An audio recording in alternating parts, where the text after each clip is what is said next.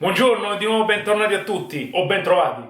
Allora, oggi farò la pizza di Pasqua. Il nome può fuorviare perché in realtà è molto simile a un panettone, però è una pizza che è molto conosciuta nel centro Italia perché la trovate non solo nel Lazio ma anche in Umbria, in Abruzzo, nelle Marche, un po' in Toscana. Quella che io farò sarà la versione dolce perché ce n'è anche un'altra versione che è salata. È una pizza che si fa il sabato della vigilia, quindi si preparava e si cuoceva per presentarla il mattino dopo la colazione pasquale. Anche perché è ottima non soltanto con i salumi, ma anche con i dolci, cioè col cioccolato, delle uova. Adesso vediamo gli ingredienti e la realizzazione e ci vediamo alla fine del video, così vi do qualche indicazione.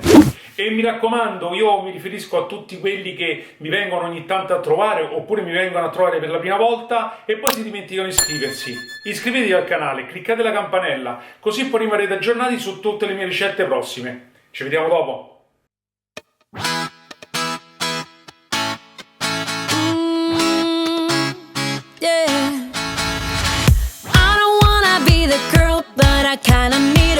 Per prima cosa mettiamo il lievito all'interno del latte lievito insieme a un cucchiaino di zucchero per attivare la fermentazione. Misceliamo e lasciamolo riposare per qualche minuto. In una ciotola mettiamo le 2 uova e sbattiamole velocemente. Dopodiché aggiungiamo lo zucchero e continuiamo a mescolare.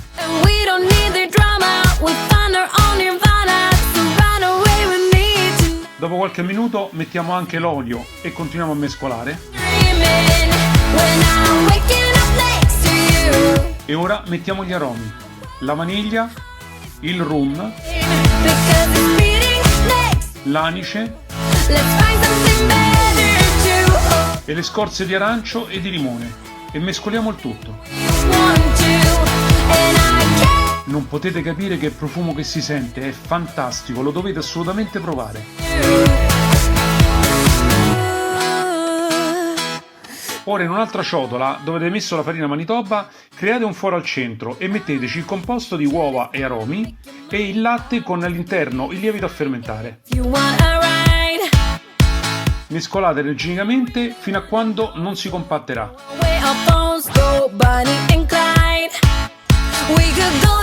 Infarinate ora il piano di lavoro e trasferite lì sopra il composto e cominciate ad impastare.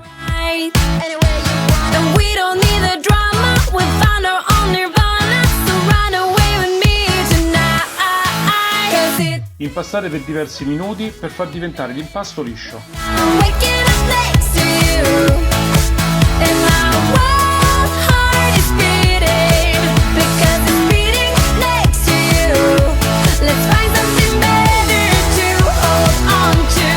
Formate una palletta e infarinate la bowl che avete usato in precedenza e mettetecela dentro.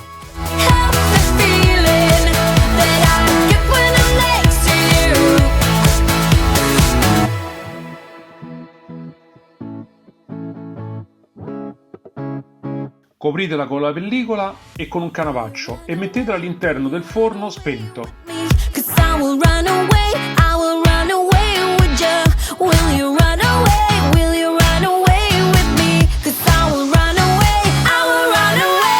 Ecco come si presenterà l'impasto dopo la prima lievitazione. Come vedete è cresciuto tantissimo.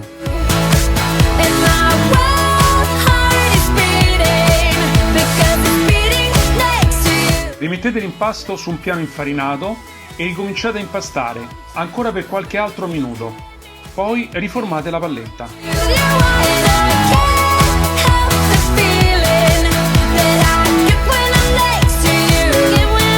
Prendete uno stampo da 20 cm, io ho utilizzato quello per il pan di Spagna.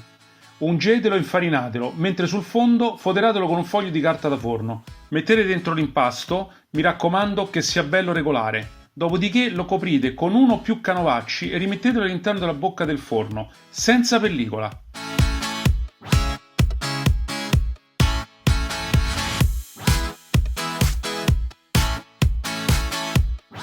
Guardate dopo la seconda lievitazione come è riempito completamente lo stampo. È perfetto. E ora basta solo metterlo in forno.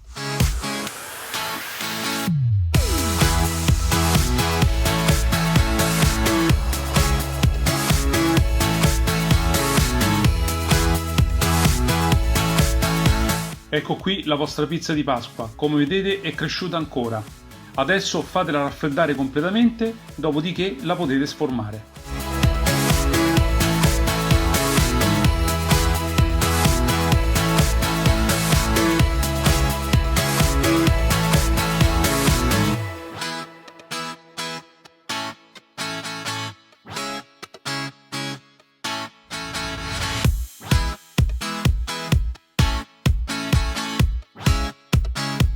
Allora, eccola qua. Come vedete è bella cresciuta. E qui io devo dire una cosa per forza, perché questa torta ha un pregio e un difetto, e purtroppo il difetto è dipeso dal pregio. In che senso? Avete visto quando prima di infornarla quanto era lievitata? Ora, cosa è successo? Che io, nonostante tutto l'abbia messo nella parte più bassa del forno, quello che mi permette il forno stesso, la pizza si è alzata talmente tanto che è andata a finire molto in alto e quindi le resistenze l'hanno scurita. Ora, dall'odore non sembra che sia bruciata. Io adesso la taglierò davanti a voi e poi l'assaggio.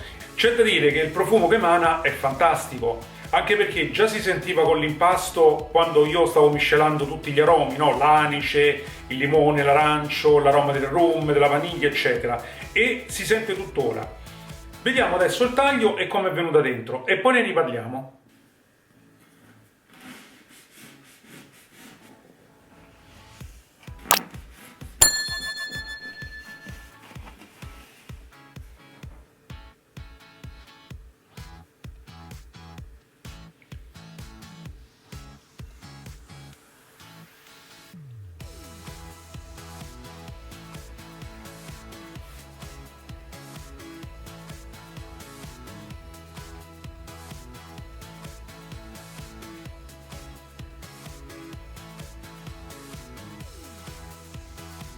Allora, la torta è molto buona, l'impasto è venuto bene, poi l'avete visto aveva lievitato talmente bene che non ci sono stati problemi, l'interno è bello soffice, morbido, profumatissimo e è veramente uno spettacolo. Certo, la parte superiore a me personalmente si è un po' asciugata, però c'è da dire questo: mettetela nel piano più basso del forno, perché io era la prima volta che la facevo, quindi non credevo che si alzasse così tanto.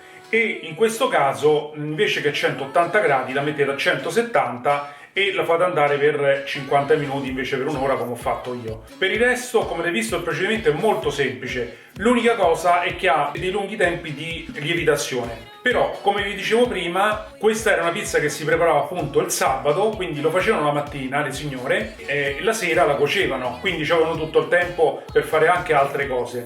La mattina dopo veniva sfornata e poi veniva presentata sulle tavole per la mattina di Pasqua.